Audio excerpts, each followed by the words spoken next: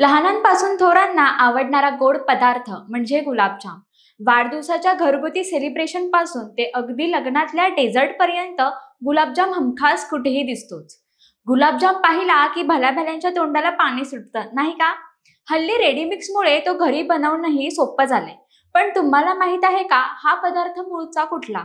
चला जाणून घेऊया। नमस्कार, मी मानसी खांबे प्रहार न्यूज लाईन मध्ये आपले स्वागत करते। अगदी गोड पदार्थ खायला न आवडणारे अनेक जण गुलाबजाम मात्र आवर्जून खातात। साखरेच्या पाकात बुडी मारलेला गुलाबजाम पाहिला की भल्याभल्यांच्या तोंडाला पाणी सुटतं। पण तुम्हाला माहित आहे का की भारतीय गोड पदार्थांमध्ये सामावलेला हा पदार्थ मूळचा भारतीय नाहीच, तो आला पर्शियातून। हे समजून घेण्यासाठी आधी या पदार्थाचं हिंदी नावही आपल्याला माहित हवं। गुलाबजामला हिंदीत गुलाब जामुन म्हणतात।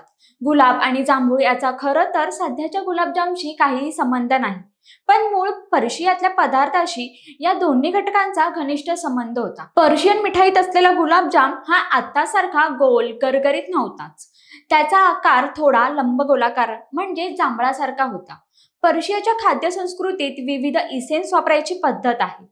त्यानुसार साखरेच्या पाकाला सुगंधित करण्यासाठी त्यात गुलाबाचा इसेन्स किंवा गुलाब पाणी टाकायची पद्धत होती। गुलाबाच्या वासाच्या साखरेच्या पाकात टाकलेलं गोड जामून म्हणून तो झाला गुलाबजामुन।